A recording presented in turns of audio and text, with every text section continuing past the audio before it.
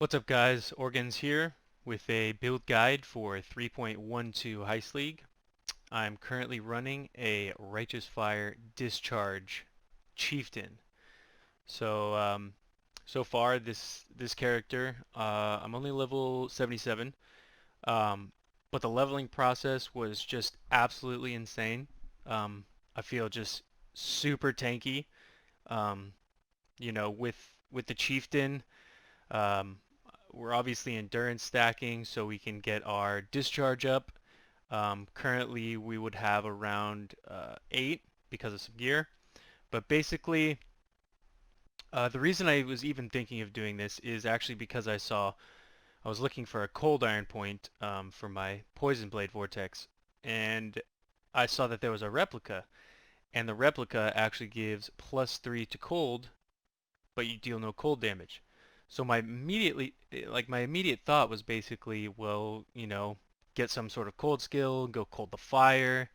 That way you're not dealing cold damage, and then Avatar of Fire. So you basically cold completely to fire, and you still get +3 to skills.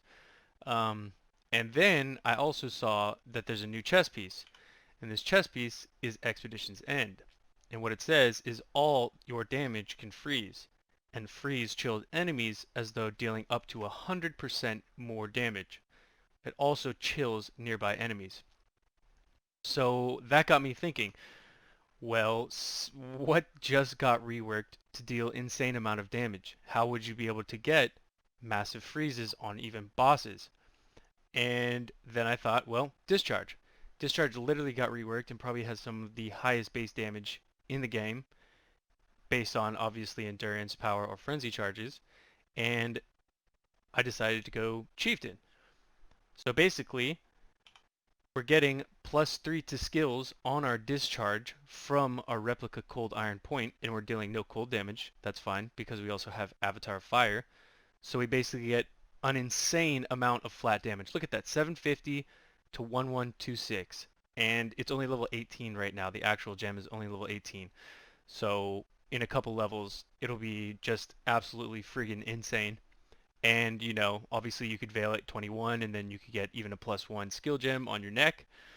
And you could just get this to absolutely absurd amount of damage. Now, obviously with Chieftain, something that you might think about doing is scaling Ignite. So that's exactly what we're doing. We're getting fat ignites and fat freezes on pretty much every enemy in the game. So as far as leveling, we basically just use Wave of Conviction until about level 28 to 30, and then we start supplementing with Righteous Fire, and we have a flask. Obviously, I mean, this guy's still like super new as a character, so I don't have optimized flasks, but something you definitely want is remove Ignite at an early level so that you can turn off your RF and regain your life. Um, Once you hit about level 33 and go do your Ascendancy, this one is a massive quality of life bonus because you're basically going to always be generating your endurance charges this way, and you're going to be dealing more damage, and you're going to be regenerating more life. So I would say after this, it starts feeling pretty decent. I mean, you're still clearing pretty solid, but it's a very interesting playstyle. I've never done RF before. You have to be careful, otherwise you'll literally burn yourself until you have 1 HP and then get one shot, which didn't really happen too often, especially with this flask. Just any old flask with ignite remove. And then their second huge quality of life update bonus is going to be Call to Arms, where you can then put your Enduring Cry onto your left click, and you're basically going to be regenerating a massive amount of life and gaining endurance charges obviously every second since you used it. Now they did increase the cooldown, so it's 6.3, and I don't even have it on second wind right now. You could probably get it around 5 seconds or so, which is pretty amazing. Um, all I have to say about this build so far, even at level 77, is I'm crushing, one, two-shotting, tier 6 bosses. Um, I've literally just permafroze bosses. It's just insane. Um, what you want to do with the tree is basically come down and get as much life regen as you can. We have a decent amount of built-in elemental resists come through here, obviously get your endurance charges. The way I pathed was came here, got this, and then I came down here immediately, got these life nodes and call to arms, and then didn't even worry about this. And I'm going to be pathing down here in my next couple levels. Come up here, and this also is massive because you're reducing the cooldown recovery and recovering 10% of life. I actually might have done this first. I think I actually came up here and did this first before I came down to call to arms, because you're going to be regenerating 10% of life plus a flat amount, which, I mean, look at 10%. That plus that is like 2/3 of my health right now, so it's insane while leveling. Then we come up here, and I didn't even worry about block. Just came over here, pathed up here, got these life nodes, got this cluster is insanely strong, and then I got Avatar Fire. Then we pathed up here, got these for percent chance to freeze and ignite, and then came up and got Elemental Overload. Now we're just kind of filling in these clusters, this cluster, this block cluster.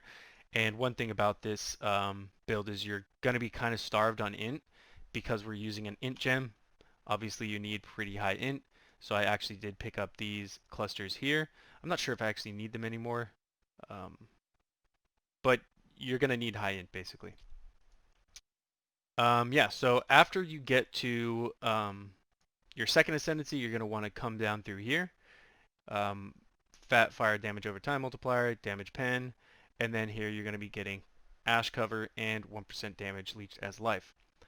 Your final ascendancy will be here, and it basically just is absolutely insane with your RF because you're going to have 50% increased life recovery rate every time you take a physical hit, because 10% of physical is converted to fire. And yeah, basically with RF right now, you can see how slowly my health is burning. Then you hit that, and I actually generated all my endurance charges, and we're not losing any life. So I'm going to continue going. You know, I might end up having about 9, and I'm still going to have a little bit more life recovery. But yeah, basically the RF is for trash mob clearing, and then you're just going to hit them with the fat discharge and pretty much either freeze massive mobs or just ignite them to death if you don't one-shot them. We have, for our skills, let's go over those real quick. We basically have shield charge, faster attacks, endurance charge on melee stun, and fortify. Obviously, just reduced damage is just insane with this build. We're taking reduced damage with not only all the hits, but also for our RF. And then endurance charge on melee stun is an easy way to help generate endurance charges, other than just the 1 per second from your Warcry recently. And as you can see, I just went from 1 to 8, and that's because this is a massive quality of life bonus. I'm telling you right now, you need a ring like this. It doesn't have to be the tri-res, it could just be the single. You could have just the one line, 15% chance. If you would gain an endurance charge, gain up to your maximum instead. Absolutely a massive quality of life for a build like this. Obviously, you're not going to hit it every time because it is only a 15% chance, but if you're going to be shield charging into packs, every time you gain 1 endurance charge, you have a chance to gain up to your maximum. Another huge quality of life, as you could see on this helmet, is the 20%. I believe, I don't even think this is the Uber enchant. It might be 25 or 30%. It could be, I'm actually not sure, but this also is a massive quality of life bonus. So now we have a 15% chance to gain up to our maximum, and then we have a 20% chance to deal damage without removing. So basically it's just huge quality of life, and I would recommend getting both of these to sustain in this build without an ambush charge. Yeah, so this chest is absolutely insane. And then another piece, so the rings are kind of locked in pretty tight. You could use a, I forget what it's called. Yeah, a Combs Way to get +1 max endurance charge and even more life regen. But I feel like right now this ring is just absolutely nuts. So since all of our enemies are chilled, we put it in our left ring. So it takes the spot of our chilling skitterbot since all enemies are chilled anyway. So all of our enemies are shocked and cursed with flammability. It's just such a strong ring for such little investment. I mean, it's blasphemy for free, basically. Then we have our cold iron point, obviously, +3 skills, which is just insane. I mean, this is one of the skills that benefits the most from skill levels because of the base damage being just absolutely fucking nuts. These two are definitely replaceable. You would want some Hunter Gloves with fire damage multi or a nerve on hit, and then some probably a Shaper Belt with reduced cooldown recovery or damage against burning enemies, stuff like that.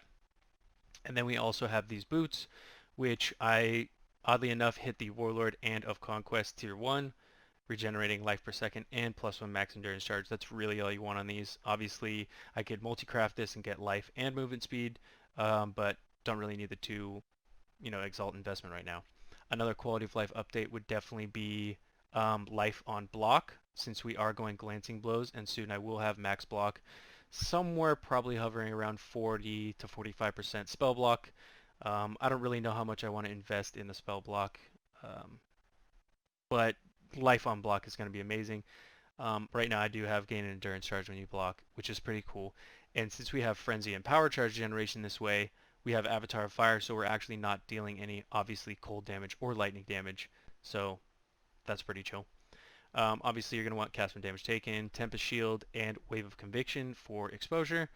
And then you could eventually, I mean, it's going to be pretty hard to get this enchant, until, sometime in the league when we get Awakener's Orb and you can make this Shaper Helm and then make it like a pseudo 5, 6, or 7 link for your Righteous Fire, which I have right now, Controlled Destruction, Increased Area of Effect, and Burning Damage. On my links right now I have Discharge, Ignite Proliferation, Hypothermia, which is also amazing with this chest because all of our enemies are chilled, so we deal more damage with hits and ailments, plus a 10% chance to freeze. So that's how we're able to freeze like bosses pretty much with just massive hits and ignites.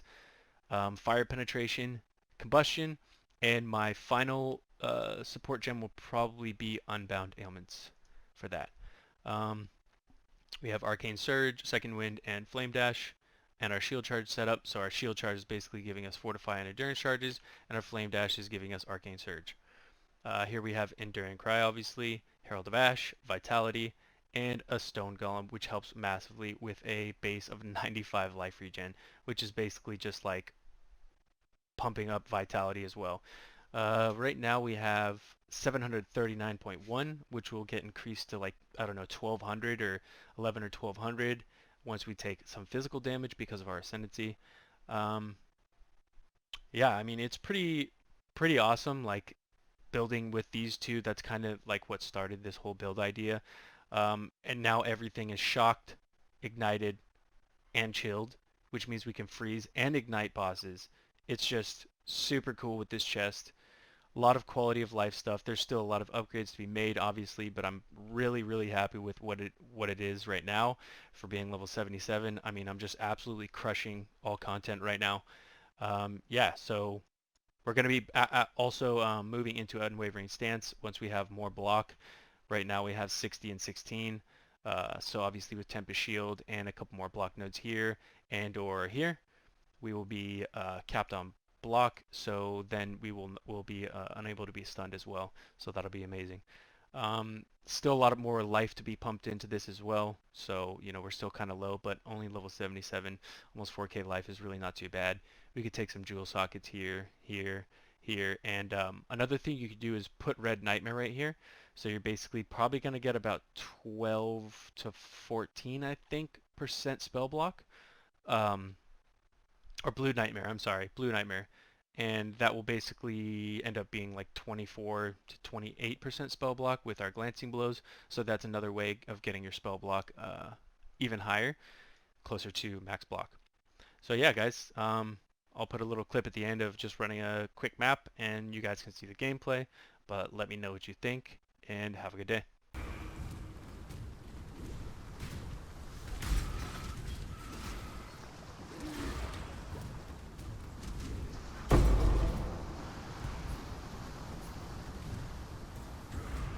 My mana is gone.